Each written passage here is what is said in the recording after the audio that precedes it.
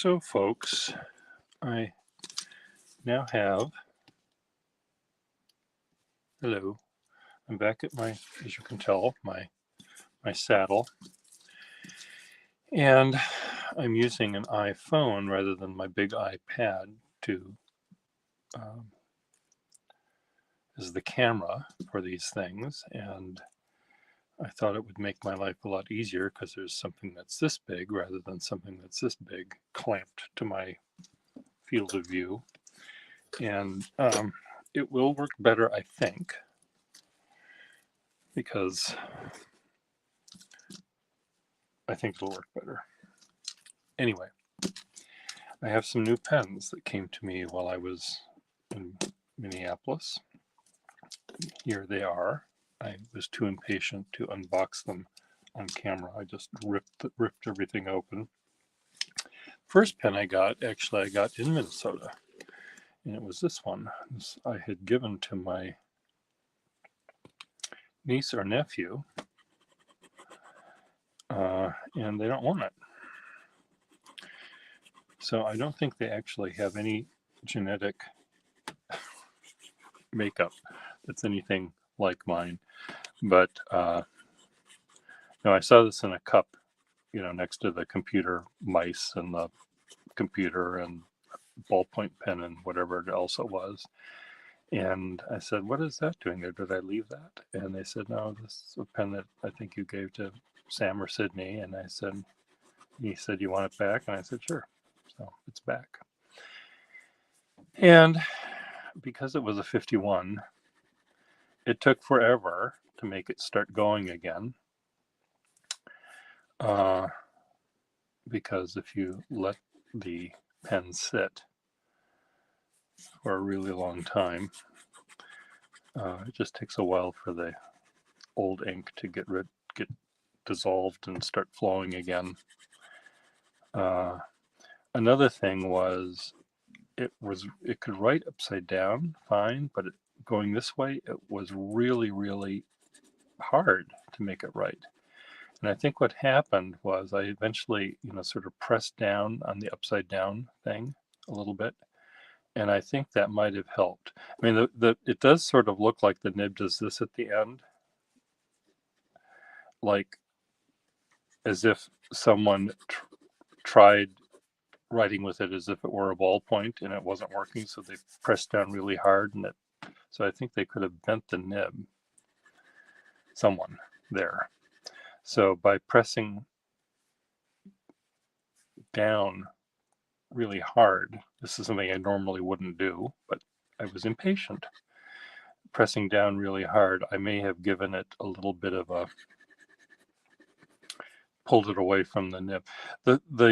The flaw with this pen, if we can call it a flaw, it isn't a flaw really, but it's sometimes when you're switching nibs from one pen to another and putting the shell back on, you find that sometimes the shell is making contact to the top of the nib, consequently keeping the tines closed, which is why it worked when it was upside down, because there is a tiny amount of pressure that's putting it.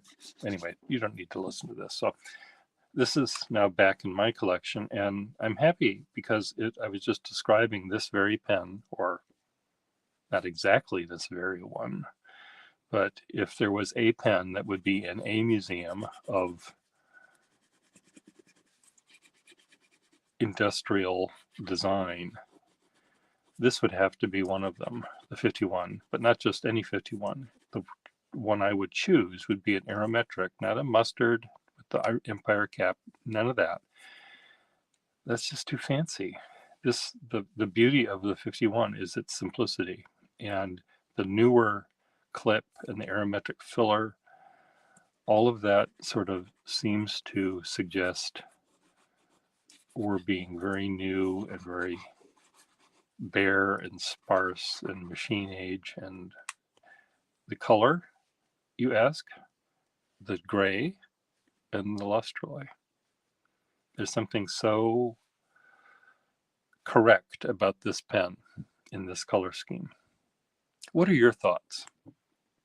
Okay, now we'll go back to another lot of pens I bought, which I think are these. And I dreamt about these last night. I dreamt that not a single one of them was a Parker 51. They were like a Venus, and there was where they were all entirely wrong. None of them had the right cap. None of them had the right barrel. One was this cockamamie thing that I just have to describe in a different dream because it's going to take me a long while to figure it out. But I bought these 4 as a lot, and they went relatively cheaply, I would have thought. And but they didn't. I mean, they did go cheaply. Is this burgundy? I guess it is burgundy. It looks so brown. Anyway, 4 Aerometric 51s, and one is a 51 Special, I think. And so the 51 Special is meant to have, yes, a steel nib rather than a gold nib. But of course, that doesn't mean it has to stay that way. Someone could have put a gold nib in there to replace it or exchange it or do something with it. This feels like steel, though. I'll look under the loop in a second. This is really a nice nib. See, this is great when they just start right up. That other one I had to coax it. Okay, now let's try to find some more light.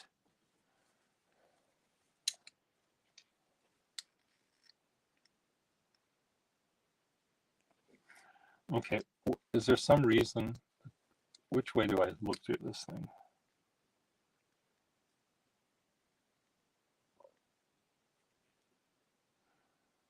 Okay, this is a 51 Special, in fact. So a 51 Special, normally, you can tell the 51 Special without having to look under the loop. If all things were equal, the 51 Special you should be able to tell by how? Class? How do you tell a 51 Special without looking under a loop and without taking this off? Just read that it says Special right there. Well, all you have to do is look at the cap. The cap, rather than being brushed, it's shinier rather than luster light. It's just shiny chrome, and then the tassie, the little jewel up at the top, is black, not that pearlishness going on. So, but of course I can easily just switch the caps, and then you would not know that. So this is this is really a lovely pen. It's really good. So yay, one down. See, here's another one. See, but the difference between these two is certainly the gray color is different. But oh, this is one of those. Well, I did not know that, mister.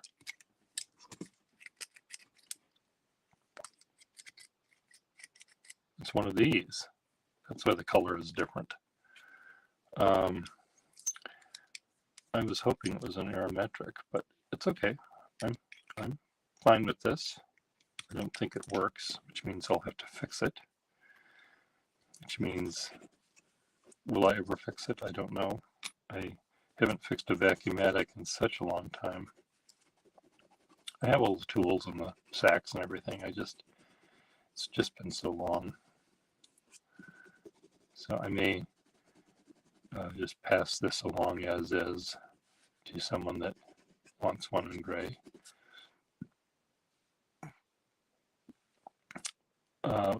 There was a time when the Vacuumatic filler, they switched to the modern cap before they switched to the Aerometric.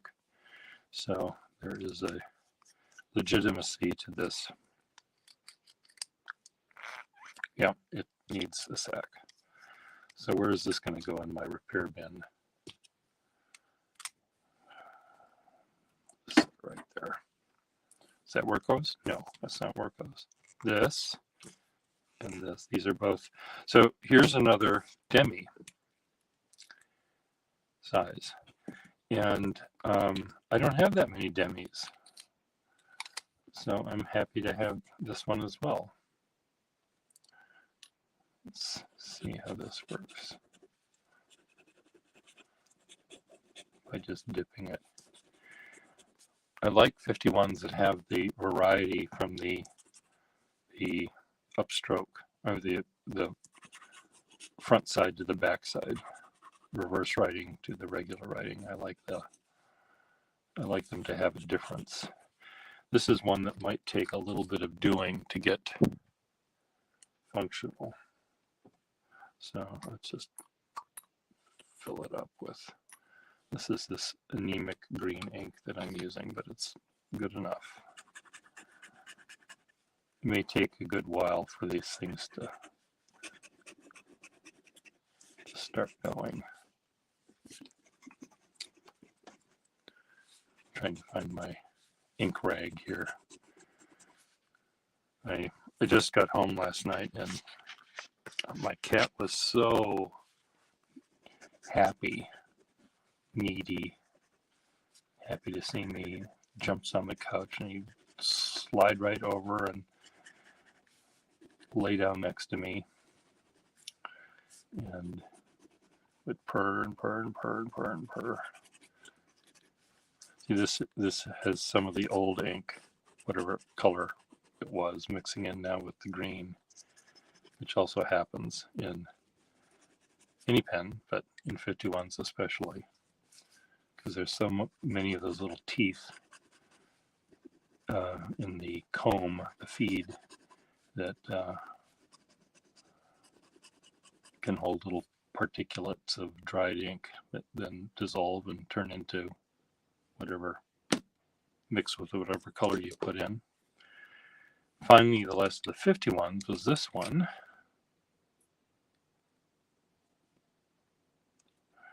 It was hard to tell on this one that whether it had, they had, what do you call it, iridium on the end of the nib. The photos were a little out of focus. Okay, so this one is going to take its sweet time to start going. Normally I would fill them with water. Normally whenever I go to a pen show and I'm trying to sell 51s and I haven't looked at them since the last pen show, I will soak them in water for a couple of days, just the nib, which is to say the nib and section, and just try to loosen up all of that debris. See, this is often what happens when you have a 51. It just doesn't, there's no ink flow. It just has to completely dissolve and get used to the new ink. Tipping it doesn't really help. As you can see, this is all full of ink, but it's not going, so it's really clogged. So where's my water? I'll have to put that in water. Okay, now to the Waterman end of the world. I got 3 Waterman slip cap things. This is a set in this hideous color. What kind of nib does this have? It's a nice nib. Perfectly good Waterman sort of number 2 red kind of a nib. And so yay, I have to, does it work? No. Fix this one. Hopefully it will come apart without trauma. Really nice one. I may not have this set. I may just need the pencil. I might have the pen already, but this will maybe end up in my collection just because it's a nice example of this era.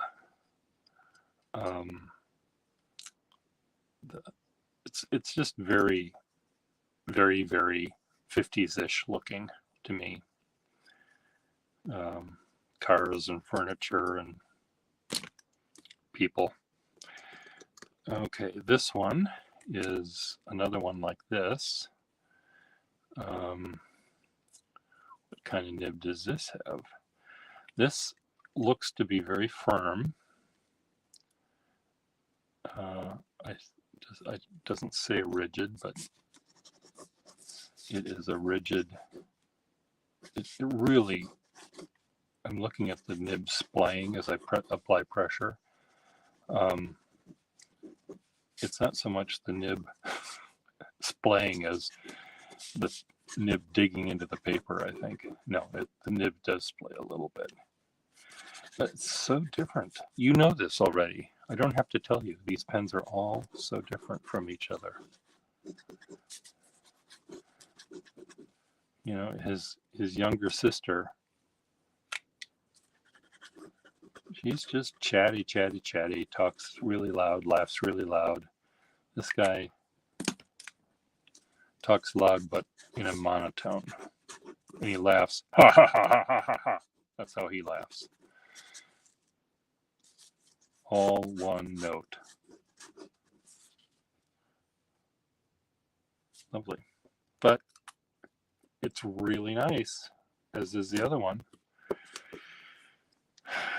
Another little demi-size version of the Stately.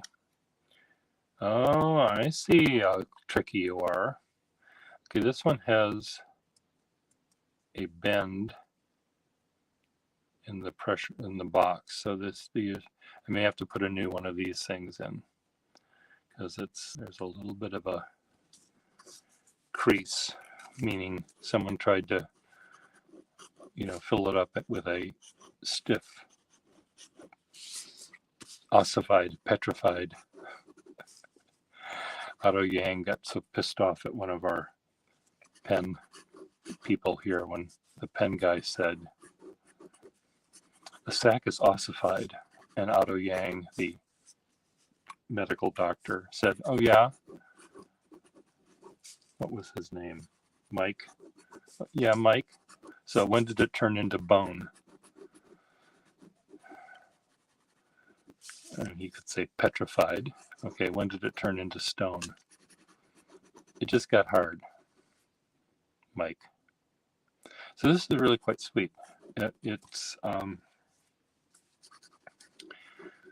if those two Waterman I just showed you had a baby, this would be it. It takes after both of them, except it has a really fine nib, which is not like either one of them, but it's a baby. Okay, come on, Pierre, we're waiting for the fun one. Okay, do I need another one of these? No. Do I want another? I want all, oh, it has initials on it. Did I know that it had initials? I think I did. SMR. Slightly, strangely spaced on the cartouche, implying to me that the engraver wasn't paying attention, or maybe the engraver thought there was going to be a date under here. But slightly up that way than where I would have put it.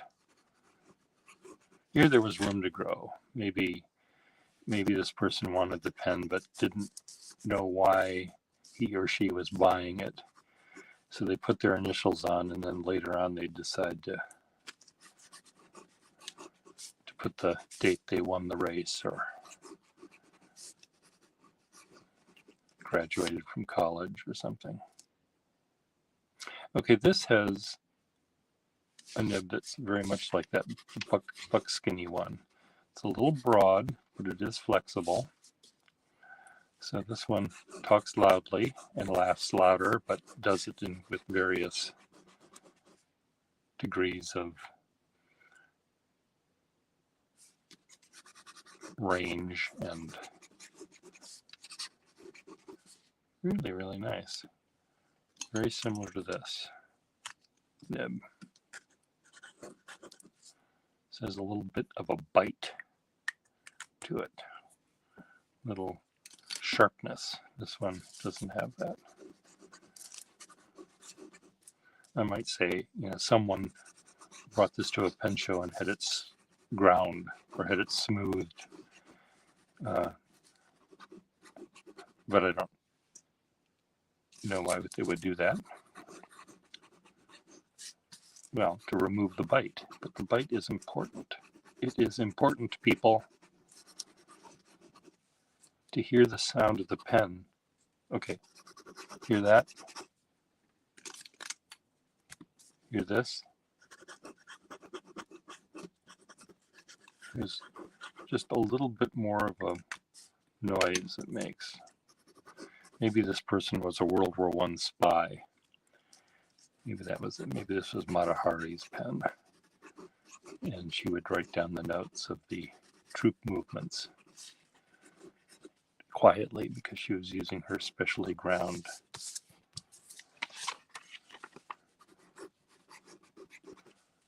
nib. It's the sides. The sides look a little rounded. The pen comes up and does that, where it might normally do something like that, where this is rounded more. So the side strokes are quieter than they might be. I'm just talking through what am I talking through? What is it that you talk through when you don't know what you're saying? Talking through my ass. Is that what it is?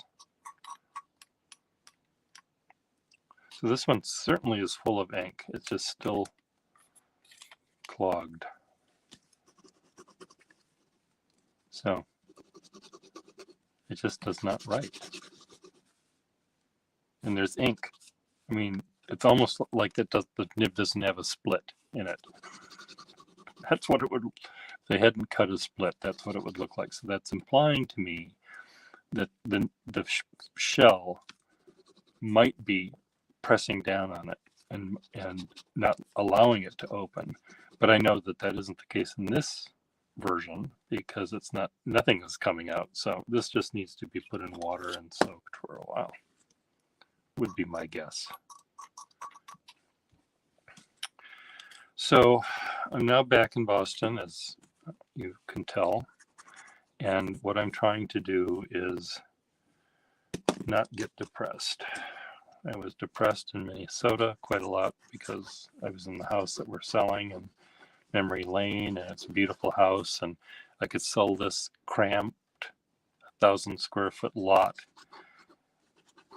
and buy the house I grew up in, which has 3 bathrooms, 4 bathrooms. It is 4 bathrooms, 3 bedrooms, art studio, second art studio, living room, a fireplace, 3 fireplaces.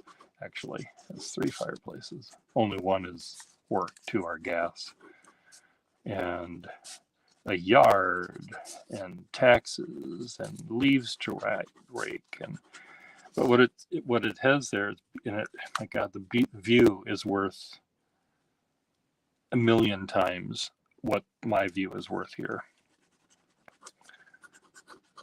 Overlooks the sunrise and birds chirping and thousands of trees and a lake and all this other kind of stuff. But I have to see a friend, unless I made friends with, and not that I wouldn't make friends with my immediate neighbors, but to see people that I know in Minnesota, I'd have to get in the car and go there, or they'd have to get in the car to come to me. Where here, I can see friends really, really easily, and so I don't need a car.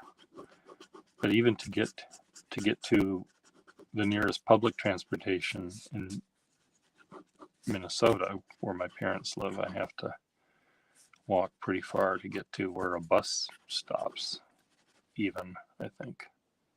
So, goodbye, Minnesota, and hello, Boston. Okay, there you go. So I'm going to get some water. I'm going to try to figure out this thing. This is much smaller. I can record and I can do everything I do. I can read what you're saying on a thing that's about the sixth the size of the iPad. So I don't have the iPad in my way. My eye goes directly to this thing rather than having to turn my head way to the side to be able to see this. This thing is being held up by a clumsy lamp base, and I think the phone is light enough that I can jury rig something that can be put on the end of a longer gooseneck that won't take up this much space on the desk. It would come out of the wall or something. I don't know. I should just have it being held up by drones. Okay. Bye, everyone.